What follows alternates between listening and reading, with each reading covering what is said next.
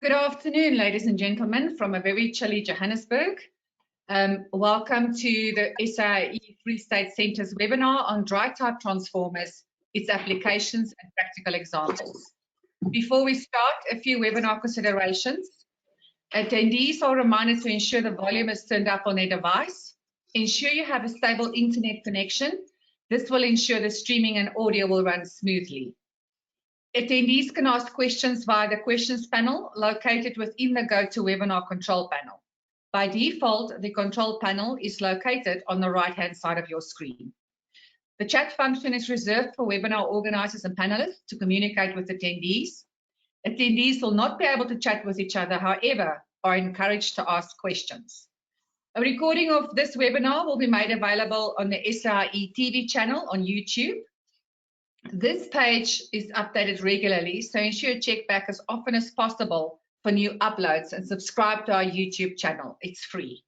A certificate of attendance will be issued a few weeks after this webinar, once we've received the CPD validation from EXA. I'd like to now introduce you to our host this evening, which is Joseph George. Joseph is currently working as a senior electrical engineer in the Department of Public Works and Infrastructure in the Free State. Previously, he used to work for Eskom as a field service engineering and a network planning engineer. He has more than 10 years of experience in electrical infrastructure planning, execution, and design, specializing in renewable energy design. He is also the chairman of the SAIEE Free State Centre. Hand you now over to George. Thank you very much, Minx. Want to welcome everyone and welcome everyone today to our technical talk on dry transformers. I know a lot of you have been requesting this this topic for a while, so I'm glad that we actually had a chance for someone to come present to us. Thank you everyone for taking the time out to come also and talk to us. Great, so let's get to our speaker for today. Our speaker is David Clausen. He's a managing director of Trafo Power Solutions. Mr. Clausen started his career in 2004 as an electrical engineer at Mola Electric. He studied his National Diploma in Electrical Engineering and a BTEC degree in Electrical Engineering at the Cape Peninsula University of Technology, and he has his MBA at Wits University. In 2017, he founded Trafo Power Solutions as a startup business to become the leading supplier of dry type transformers, many subs, and related solutions in Africa. Since then, he has executed numerous projects throughout South Africa and other parts of the world, throughout many market sectors: mining, oil, gas, power generation, infrastructure, rail, utilities, data centers, automotive, food and beverage, and water treatment plants. Sorry, I just forgot something. If you guys want to ask questions, we're going to leave questions to the end, but we have a little question box here on the side. So just type in your questions there, and David will attend your questions at the end of the webinar. Right, thank you, David, and it's over to you.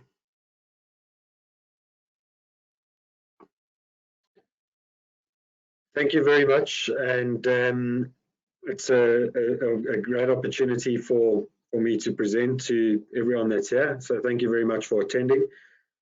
The objective of the presentation is to give you an overview on dry type transformers, what they are, what the applications are that they are suited for, and then just a few practical examples of projects where dry type transformers are implemented.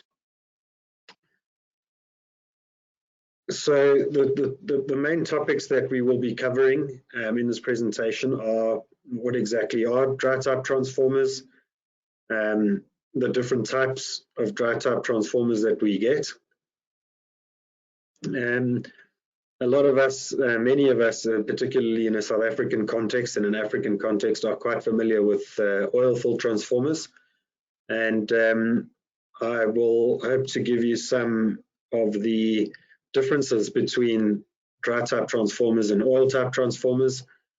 What are the benefits of using dry type transformers? We'll also discuss the different types of enclosures that are available and where they're best suited. Electrical and physical protection on transformers. And then we will end off the presentation with a discussion around the applications of dry type transformers, as well as practical examples of some installations. So what is a dry type transformer? The dry type transformer construction is very similar to an oil type transformer, in that we start off with having a magnetic steel core, and then we have the low voltage winding and medium voltage winding, and typically a dry type transformer operates in exactly the same way as an oil transformer, in that it is a static device used on a network to step up or step down voltage, and to be able to change configuration for that. The major difference being that with oil-filled transformers, obviously the main medium of insulation and of cooling is through oil. So the construction of that transformer would be core and windings into a sealed tank, which is then filled with oil, and the oil acts as the insulating material and the cooling material. When it comes to dry type transformers, the only medium of insulation in terms of the cooling is air. And the typical two ways of cooling the transformer is by natural ventilation, and by forced ventilation. One of the interesting upsides on a dry type transformer is that we are able to get a higher capacity power out using a forced ventilation type scenario, typically between 30 and 40% extra power. So that is a benefit in terms of the actual cooling. So the two types of dry type transformers that are typically manufactured globally are the cast resin type, or resin encapsulated, and then vacuum pressure impregnated, or VPI type transformers. Typically, the construction of a cast resin transformer would be the same core as a VPI, but the windings would be on the low voltage side, typically VPI, and the medium voltage side completely sealed and cast in resin.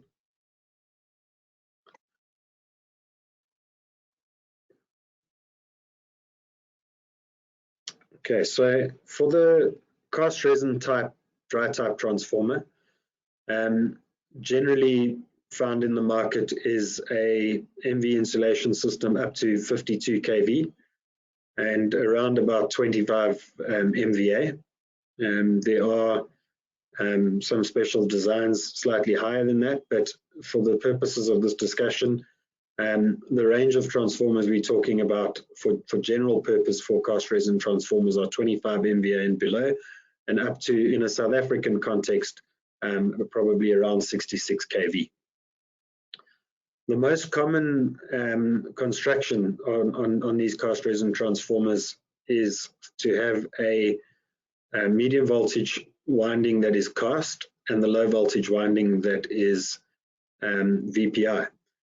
And typically the reason for doing this is the cost benefit ratio on the low voltage winding is better to have it as a VPI winding, but it also, in this combination, offers the ultimate in terms of dielectric performance and short circuit withstand.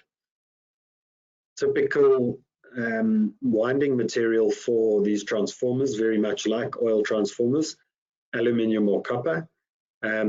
Just need to point out that there is technically no difference in terms of the performance characteristics of a aluminium transformer versus a copper transformer, although the design is fairly different. So typically a aluminium transformer would have a slightly bigger footprint than copper, but it would be lighter, and for copper you would be able to get a slightly smaller footprint, but the transformer itself would be heavier. So a very typical insulation class would be class F for cast resin transformers. there is the possibility of having a class H. And when we speak about these insulation classes, it's important to distinguish between the low voltage and the medium voltage winding. So generally speaking, all VPI wound dry type coils are class H, but for the most part, the medium voltage on the cast resin is class F. And that really means that your transformer is class F rated, because it doesn't matter that the low voltage winding can achieve higher temperatures if the medium voltage winding can't. But it is possible to have a class H resin system, in which case the complete transformer could be rated for 180 degrees. So on the VPI side of things, generally we do low voltage windings, although up to around 24 kV designs are available. So the process in terms of vacuum pressure impregnation is the winding is placed in a vacuum chamber, and there is a resin which is introduced under vacuum and then placed under positive pressure to improve the impregnation. As I mentioned, the typical insulation class would be class H. And again, as with cast resin, aluminium or copper are standard and used interchangeably, really.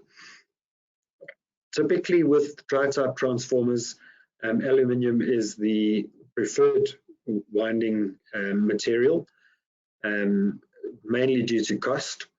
And when it comes to oil transformers, the preference has always been to use a copper winding, and the main reason for that would be that you were able to repair an oil transformer a lot easier using a copper winding than you were with an aluminium winding. With a cast resin transformer, that consideration is not there, because the winding is completely sealed. And so if you were to have a failure on a medium voltage winding, you would be replacing the complete coil anyway. So to the discussion around dry type transformers versus oil transformers, it's important to note that in the current world we live in, with the current technology we have available, this discussion is not a one-size-fits-all, and a discussion around dry type transformers completely replacing oil transformers. So for the larger power ratings, we're talking 20 MVA and above, oil type transformers are really significantly more used and better to use in those types of large applications. But when we start to speak about distribution loads, and particularly 10 MVA and below, there is a growing trend globally to use dry type transformers rather than oil transformers. And I'll give you some of the detail around that as we go. So one of the main characteristics which sets dry type transformers apart from oil type transformers is around safety, and the biggest consideration being around fire risk. So you can imagine an oil transformer is a tank filled with oil. We have high voltage, up to 33 or 66 kV on the one side of it, and there is a large potential for a short circuit to cause a fire. Alternatively, the other risk is a fire gets caused somewhere else in a building or nearby and gets to the transformer, and with an oil transformer we have a tank full of oil. So there are some major considerations around oil transformers and fire, and typically those would include some costly equipment like fire suppression and detection systems. Dry type transformers typically are rated for a class F1 fire rating, which means that they need to be flame retardant, self-extinguishing, and not emit harmful gases when the fire starts, if a fire starts and gets to the transformer. So that is one of the major differences between the two transformers. The other major difference being in the moisture ingress or high gross capacity. Because the dry type transformer windings, and we're talking now cast resin or VPI, are sealed, there is no risk of water or moisture being absorbed into the windings. For oil transformers, we have heating taking place exactly as we do on dry type transformers in terms of loading and unloading. But the dry type transformers are designed to take those contractions and expansions within their construction, whereas the oil transformers are expanding and contracting inside a tank, and where there is some air, and there is the potential of water being absorbed into the oil. So one of the maintenance items on oil transformers would be oil samples, and we have various other technologies that are there to detect water in oil. So that is not a desirable outcome, obviously. And when that does happen and moisture has been absorbed into your oil, it means replacing that oil or filtering the oil out. So from an environmental perspective, there is also a benefit in using dry type transformers. Obviously, there is no oil to leak out of the transformer, and therefore no special civils that are required to contain any such leak. From a short circuit perspective, cast resin transformers are really mechanically rigid. So the construction of both low voltage and medium voltage winding include a reinforcement fiberglass meshing within the transformer, and typically reputable manufacturers do a double layer of this fiberglass reinforcement, and then you have the complete resin which seals the winding off. So from a mechanical standpoint, in a short circuit situation, you have a really rigid transformer, and we can confirm that that is an optimal resistance to short circuit over an oil type transformer. The other main difference in the two transformers is that an oil type transformer is typically quite maintenance intensive. So you have a number of protrusions going into the tank, which secures the active part of the transformer. The tap changer, the thermometer, pressure release valve, these things go into the tank and create a potential for leak. So one of the maintenance items that need to be taken care of regularly is to inspect the transformer that there are no leaks. And if there are leaks, it's often the case that you need to de-energize the transformer and tighten up any one of the items I mentioned. The other part of maintenance with oil type transformers would be regular oil samples, and those would be to detect any type of ingress or absorption of moisture or water. When it comes to dry type transformers, the maintenance is really low. It is not maintenance free, but it is very low. And the maintenance that we're talking about would typically be an annual maintenance, very basic visual inspection, checking for terminations and talking of terminations. And further to that, if there is a high dust environment, it is advised to use something like a leaf blower or vacuum cleaner just to blow out any dust that may form in between the windings.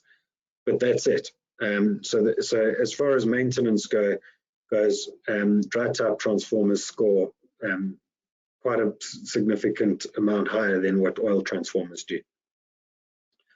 Because of the fire safety and the ability that we have to mount dry type transformers indoors without too many support systems, it is often possible to install a dry type transformer much closer to the load. And that obviously reduces your impedance and your volt drops on your cables, and actually assists obviously with cable sizing potentially and the like. So as I mentioned earlier, typically the IEC has standards for dry type transformers around these three items. the environmental class, the climatic class, and the fire class. So the highest level of environmental class protection you get is E4. This would mean that the transformer is resistant to heavy pollution as well as frequent condensation, humidity up to 95%, and that's on a standard design cast resin transformer. It is possible to increase that even further, but I'm sure you can understand, I mean, 95% humidity is really, really good, and the transformer is perfectly well suited for those types of environments. The C3 climatic class is largely irrelevant for South Africa, but it does show you the flexibility of the transformer. So typically the cast resin transformers can operate in very high ambient temperatures, 50 or 60 degrees even, and down to -40 degrees. So a really sturdy design.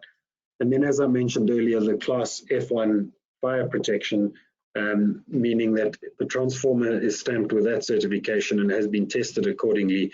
It must be resistant to flammability, it must be flame retardant, and it must not produce harmful emissions as a result of the resin burning.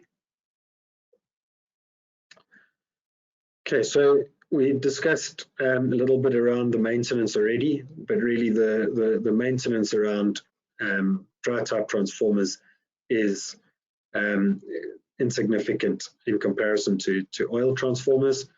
They also have fewer auxiliary protection devices. So on the oil transformer, we have puchholes, pressure relief valve, and a host of other temperature monitoring circuits. With the dry type transformer, you're really just monitoring temperature. From an installation perspective, one of the main benefits of the dry type transformer is the cost of installation is significantly lower. From an electrical perspective, much the same as an oil transformer, similar type of terminations. But from a civil perspective, it really requires a sturdy floor, either indoor or outdoor, and the transformer can be placed and terminated without any special binding or civil works to contain oil. Also from a rigidity perspective, often transformers are transported around the country, even around the continent, and particularly in Africa, we find really worse roads than here, which is difficult to understand sometimes. But the rigid construction of the cast resin transformer really lends itself to these types of either mobile applications on mines or just an application where the transformers need to be transported a long distance. They don't have any protrusions or oil to leak, and they are perfectly suited for those types of scenarios. So moving on then to the discussion around enclosures and substations for dry type transformers. So typically the transformer that I've showed you up until now has been a standard cast resin transformer in an IP00 configuration, which is perfectly suitable to be installed indoors, as long as access is restricted, obviously. But there are occasions where enclosures are required or substations are required for dry type transformers, either for indoor applications where we look at anything from sort of IP21 to IP42. These types of enclosures are regularly used where you have more than one transformer or more than one type of equipment in a substation, and a enclosure is required so that the potential for electrocution is eliminated. So because the dry type transformer is uses air as a medium of cooling, there is an amount of losses which are in heat that need to be ejected. So those types of considerations need to be calculated at the design stage, depending on what sort of IP rating and what kind of environment the transformer is going into. And for that, we have a few options available to us in terms of how we deal with that, those heat losses. So the first and most simple and obvious way is via natural ventilation. Natural ventilation meaning that we have a certain amount of heat losses created by the transformer, and we need a minimum airflow to pass through that transformer so that we cool the transformer adequately. So typically in an indoor substation, that is very easily achieved by having some form of inlet of air and having either an extraction fan or a large enough surface area of outlet that a natural ventilation can occur. This should be something that the transformer manufacturer specifies to you in terms of what is the minimum airflow requirement, and this is quite an important topic around at the initial stage of selecting a transformer. But further to that, we have many applications that the dry type transformer is it's necessary for it to stand outdoors. The important thing there is we still need to get the same amount of heat losses ejected from the enclosure, but at the same time we have to keep out all sorts of dust and water. So in that scenario, we have special designs from IP44 up to IP68 available in the market. These are totally sealed units, and the transformer is then designed for absorbing that heat inside that enclosure. Another typical configuration is in a miniature substation. So depending on what the IP rating is and depending on the environmental conditions, we have options there either to have naturally ventilated or forced ventilated solutions for miniature substations. Another option, which is quite an attractive option, is to contain the dry type transformer into some form of modular substation. We typically use either 20 or 40 foot C containers, which get converted into electrical substations. And the benefit of this is particularly for projects outside of South Africa, where the C containers already fit the shipping line ordinance in terms of dimensions. So we are able to build a complete substation in a container, which is quite easily available, and then package it and send it up anywhere around the world. And it can go via truck and sea and arrive on site as a complete substation with minimal site work required. And then further to that, of course, there's additional space that we could add low voltage and medium voltage switchgear to these type of substation configurations. Another technology, apart from using natural ventilation or air forced ventilation, is to use liquid cooling.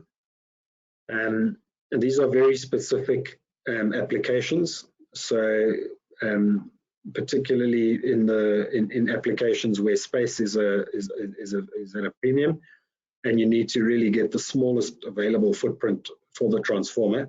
So typically these types of water forced cooling arrangements are available in the marine industry, but also in many mobile applications. We do use water cooling on the transformers themselves. So this is achieved in three possible ways. One is through direct cooling, direct water cooling, and in this case we have deionized water which flows through the center of the winding conductor, and the winding conductor in this case is hollowed out. That is quite a complex solution, although it offers really efficient cooling. The other option is through indirect cooling, where you have a suitable heat sink containing a water circuit, and that gets embedded inside the winding and the core and gets cooled that way. The most attractive way really to use water as a cooling agent is through the AFWF, air forced water forced solution. In this case, we use a air to water heat exchanger, where the cooling medium through the windings remains air. So there are no special designs around the windings. It's an absolute standard transformer, but we eject the transformer losses, the transformer heat, and that gets passed through a air to water heat exchanger, and the cold air then gets recirculated into the transformer.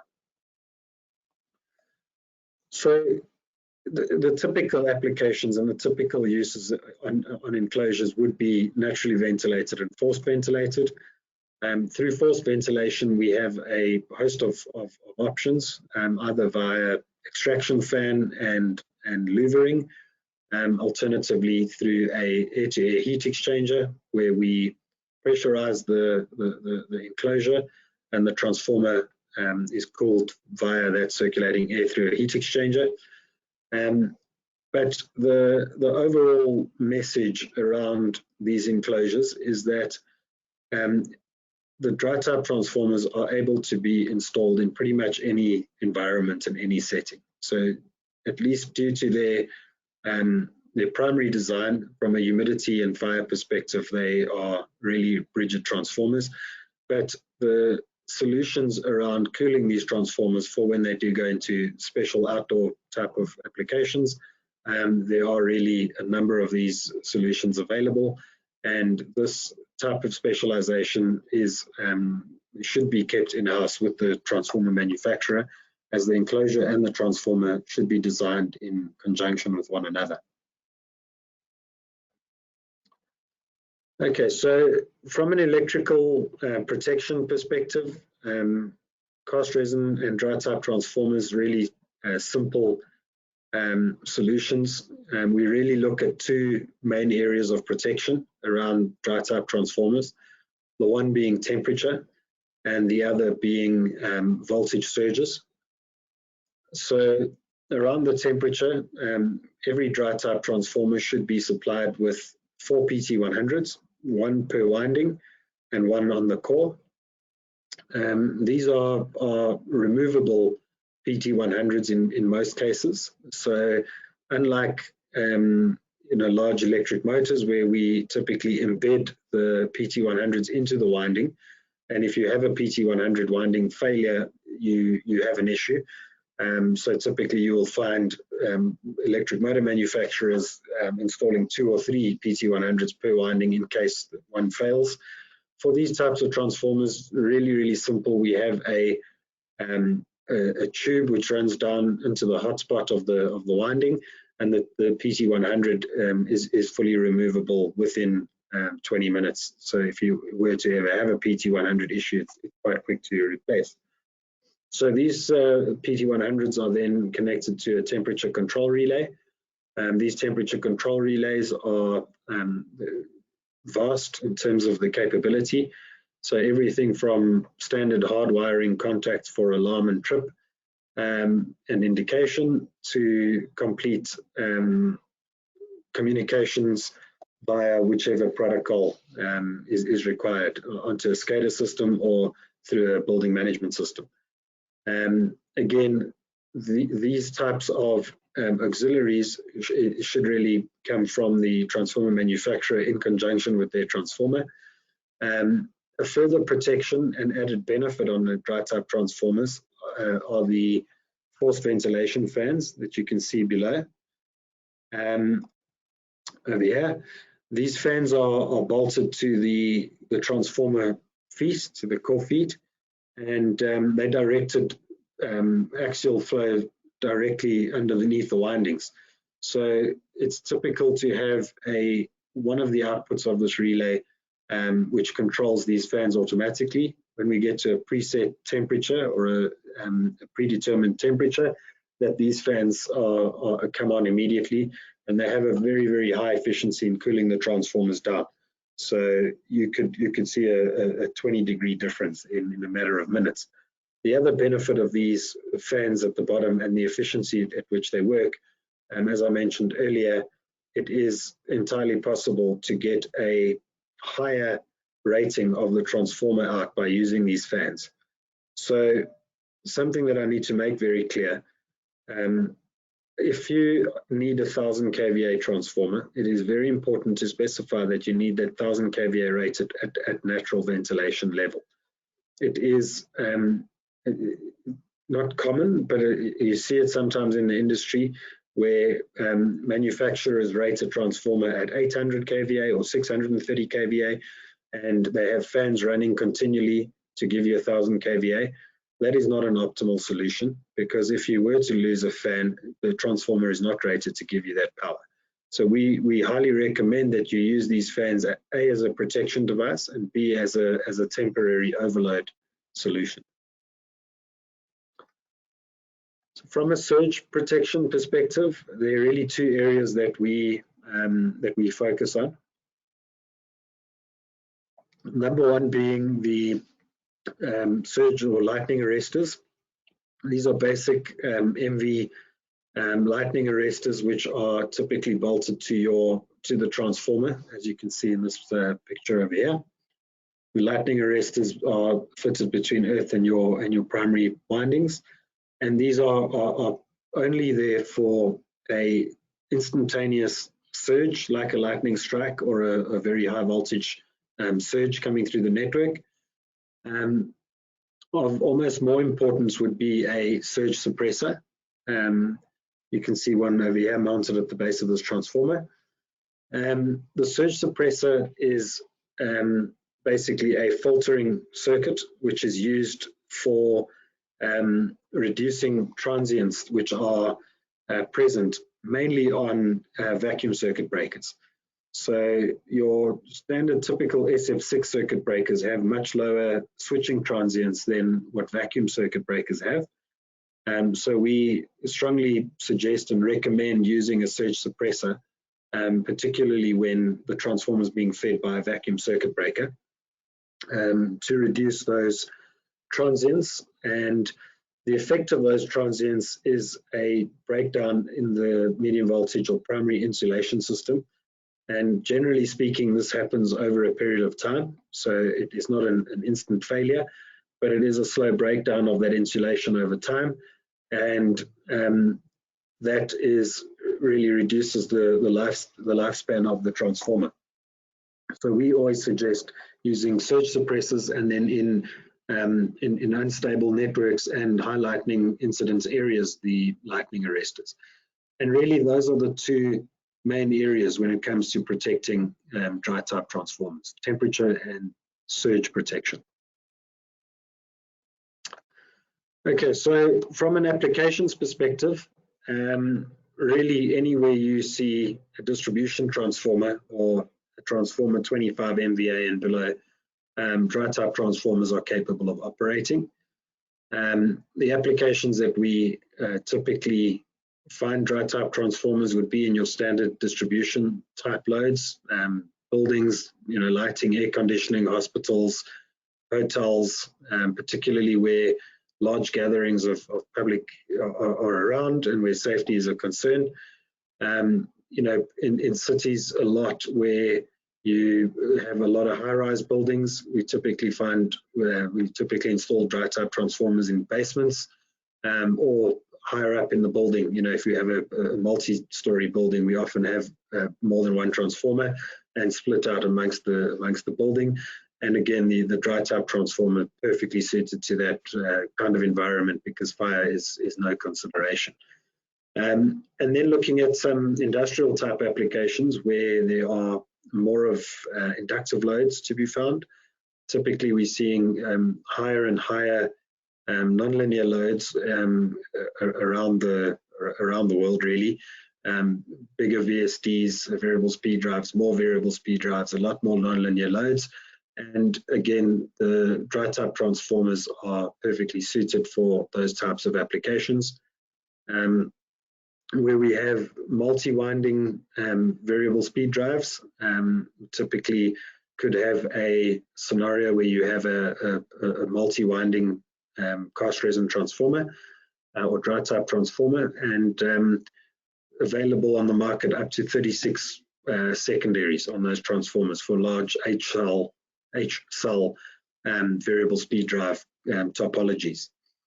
In the power generation space, really regardless of what the prime mover is, where we have diesel power generation, gas, biomass, typically step-up applications, and in those types of applications, you find dry-type transformers suited quite well. Solar systems, solar PV, typically have a very high nonlinear load in terms of the inverters that are used, and you will then need to have a dry-type transformer designed for a large total harmonic distortion. So typically we design for solar plants and particularly data centers where we have these high nonlinear loads. We design for around about a 30% total harmonic distortion on current, which in our terminology would be a transformer with a K factor of typically between 13 and 20. And these types of considerations are very important to understand upfront when you're selecting a transformer, and that could be an oil or a dry type transformer. Particularly in power generation and solar, we have a very definite cycle of load. So we have an 8 to 10 hour window in the day where the transformers are ramping up to full load or at full load. And then we have the balance of the day where the transformers are at no load.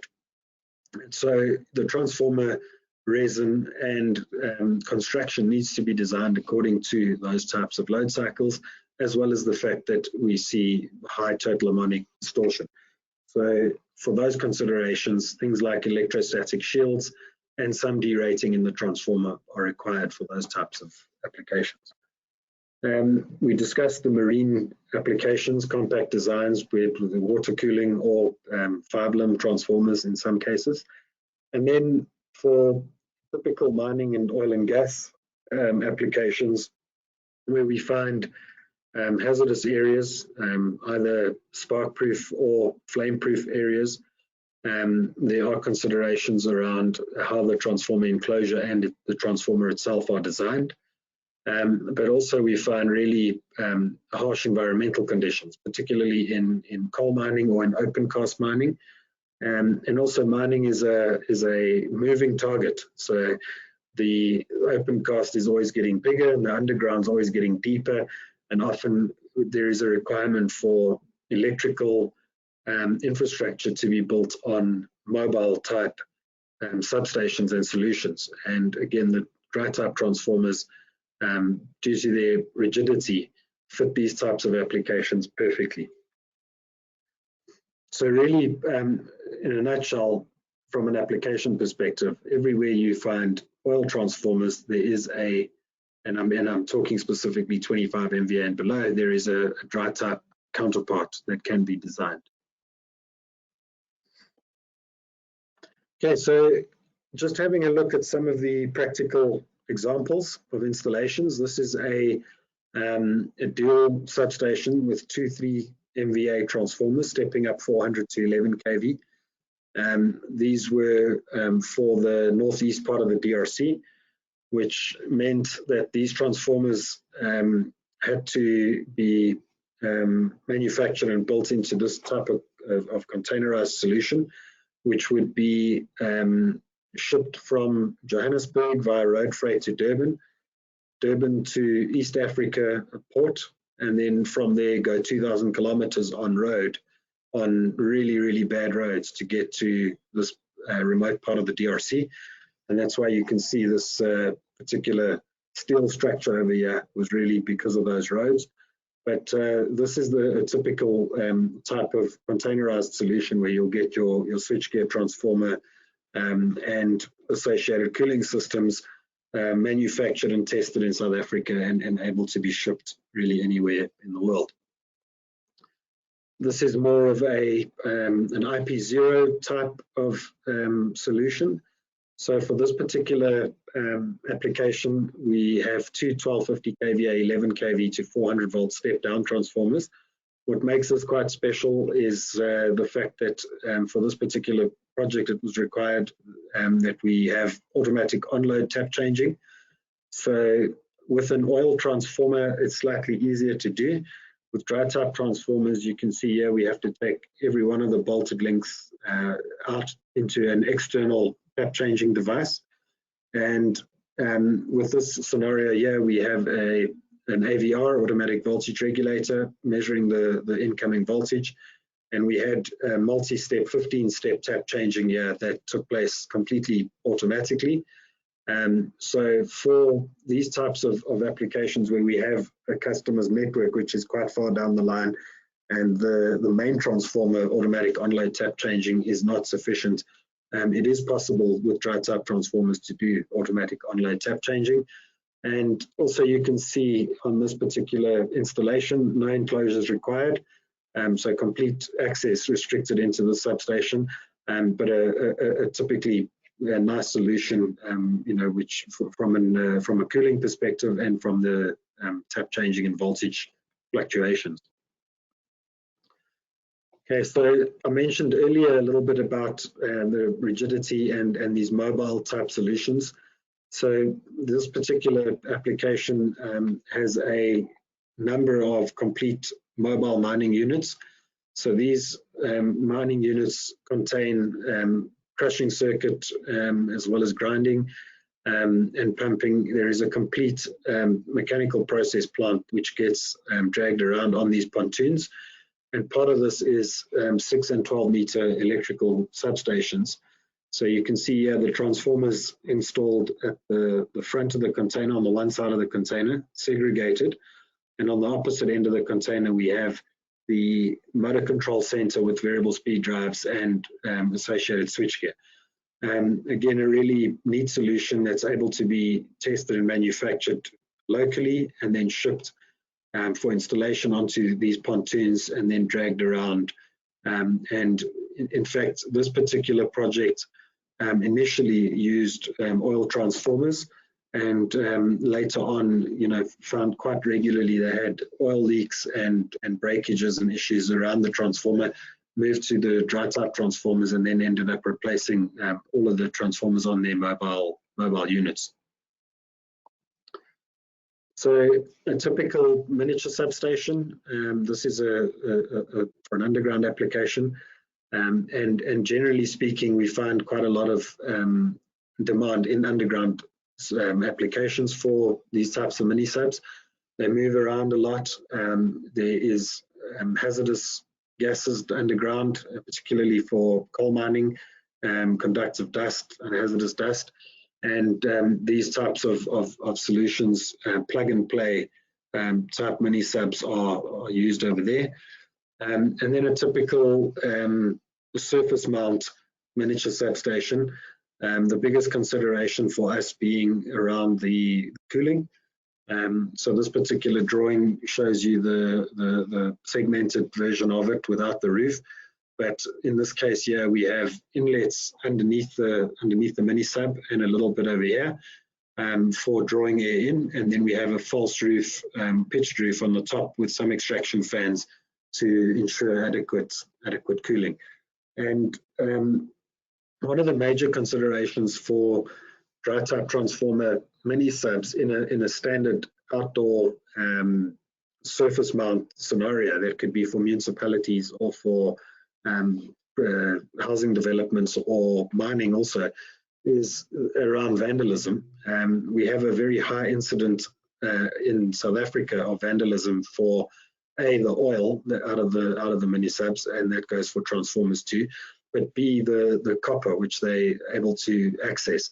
So we eliminate two problems by using a dry type transformer. There's no oil and the windings are completely cast, so it's not really possible to harvest the winding material out of them. The other benefit in the dry type transformer miniature substation again is the capacity to do maintenance. They require oil mini subs require quite often to be maintained, whereas these don't at all. So, you know, particularly in this type of case, we design a cooling system which operates all the time, but we also have forced fans underneath the transformer that in a 24-hour cycle do a 10-minute blast through the windings just to ensure that if there is any dust or particles, it's blown out. So the maintenance cycle on these mini subs is typically only 2-year cycle. Okay, so this is an example of some transformers in IP21 enclosures, also with the protection panel on the side. So we're able to mount these either in existing distribution boards or motor control centers, or in the LV room in a separate enclosure. With this relay, we're able to monitor temperature on each winding as well as the core. And we have the functionality to be able to monitor these temperatures off-site also via cell phone and remote link. Just a typical installation in terms of LV bus bar coming in through the roof of the enclosure. The bus bar then connected with flexible copper couplings onto the tags of the transformer, and the MV cable just directly linked on there. Okay, so this is quite an interesting one. This is just an example of a transformer. This transformer is outdoor rated IP44. The altitude where this transformer was installed was 4,000 meters above sea level at an ambient temperature of -40 degrees in heavy snow and heavy rain. And really just to highlight to you the flexibility of the cast resin transformers and the locations and environmental conditions that they are able to operate in. And then finally, this would be a typical energy center installation that we would do. So very much for data centers, and you know, with data center we have a very high demand on power. So for this particular application, we had 10 2 MVA transformers, all in one big room, and IP21 enclosed, so totally safe to walk around in this actual MV substation and to monitor anything that needs to be monitored. So it is a really neat installation, and obviously saves quite a bit of space when you have a multi-story data center and you're able to build a basement area where your MV switchgear and transformers are able to be installed with complete safety. So I just want to thank you all for attending, and hope to have some good engagement with you afterwards. Thank you very much.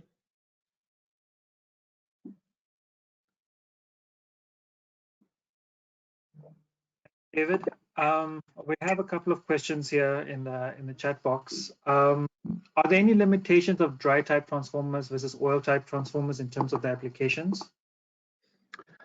No, there are no limitations apart from the limitation on power rating.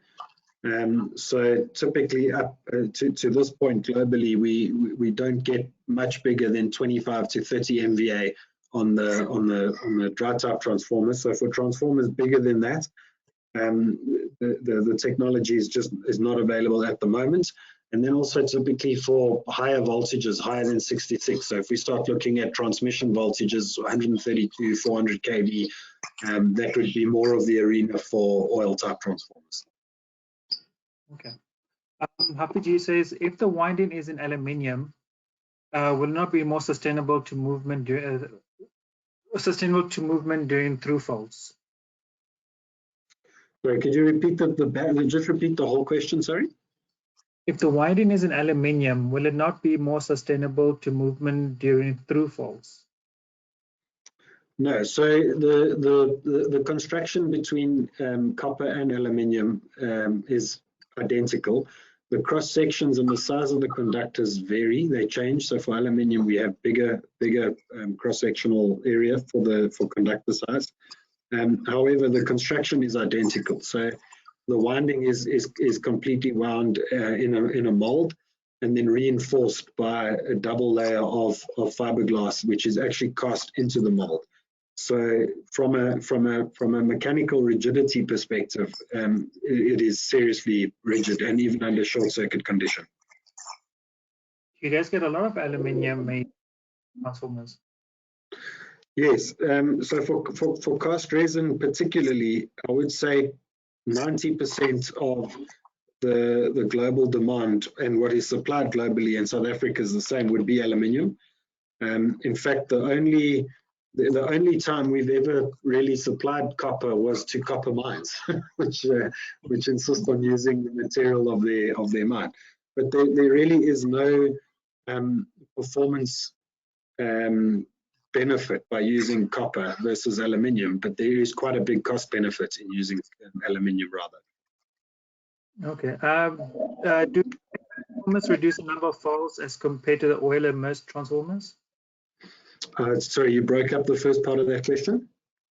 So I said, does dry transformers reduce the number of faults as compared to the oil immersed transformers? I would need to know which faults we're speaking about, but I would say that from a auxiliary protection perspective, you will have less faults because you have less that you need to monitor. So with an oil transformer, you monitor the pressure within the tank. You monitor the temperature. You also monitor the cycles around gas. So typically, if you have a lot more things to monitor, you will definitely have more faults around that. And so from that perspective, I would say the dry type transformer would have less auxiliary concerns. Okay. Louis Cook said, what is the expected useful life cycle for dry type transformers, considering that cooling is the biggest risk to installation life? That's a good question, and they're all good questions. But the typical design lifetime would be 25 to 30 years on a dry type transformer. And really the consideration is around the temperature and around the surge protection. So if the transformer, and this is an important aspect around selecting a transformer, the transformer needs to be designed specifically for the application that it's going into. So if the transformer, if the load conditions are known, and we know that it's a solar plant up front, and we know that we have, let's say, vacuum circuit breakers, then the transformer gets designed accordingly, and you should absolutely expect at least 25 years operational life out of the transformer. Okay, so 25 years. Louis Cook has another question. How does the efficiency of dry type transformers compare with oil-filled transformers? Given that no load core losses are one of the biggest factors affecting efficiency. For example, oil-filled transformers are 94% efficient versus dry type, which are 90%. So on the core itself, very similar in terms of the no load losses. So by using amorphous type metals, we're able to get really good no load losses. In terms of the efficiencies around dry type transformers, we typically operate between 97.5%, or call it 98%, and 99% efficient. In fact, in South Africa, we don't have a mandated minimum losses in our legislation yet. But for markets like the United States, Australia, and Europe, the IEC have a published table of what your losses need to be. So, and those losses are really aggressive. So sometimes to sort of 1% is your losses. And the dry type transformers are hugely energy efficient. Okay. Christo says that what's the cost difference between the dry type and oil transformers? Is there a big difference between the two? Yeah, so typically, historically, dry type transformers have cost significantly more than oil type transformers. That price has been reduced quite significantly over the last, I would say, 5 to 7 years. And it depends really very much on the location of the transformer. So for an indoor application, where you're having a dry type transformer replacing an oil transformer, the prices are very much the same. And in fact, it will probably be cheaper, not probably, it will be cheaper to install a dry type transformer in that type of scenario, because you're saving money on the fire detection, suppression, and extra bunding that you require. When we look at an outdoor application, we need to derate the transformer because it's going into a higher IP rating enclosure. So then typically the capital cost of the dry type transformer will be more, and that could be in the region of 30 or 40% more even in the oil transformer. But again, the consideration then would be around to look at a total cost of ownership model, where capital cost forms one of the four costs, the others being maintenance, installation, and then operational cost. So we recently, just as an example, did a study with a large engineering company based in Australia, and they looked at they build process plants for various minerals, iron ore, copper, gold. And they did a complete study that went down to man hours on site, civil work, the complete ownership cost through energy efficiency. And it came out that there was really a negligible difference between dry type transformers and oil type transformers over that period. Okay, great, thank you. The last question we'll take, sorry guys, there's a lot of questions here, but if you want to send more questions, you can email David. But the last question is that what are the typical factory tests that are carried out on a dry type transformer? Okay, yeah, that's a good question. So the typical routine testing that you would do for a transformer, so we would do winding insulation resistance, as well as your phase shifting, your phase, your vector diagram, your vector grouping. Those are routine tests. One additional routine test, which is not common to oil-filled transformers, would be partial discharge.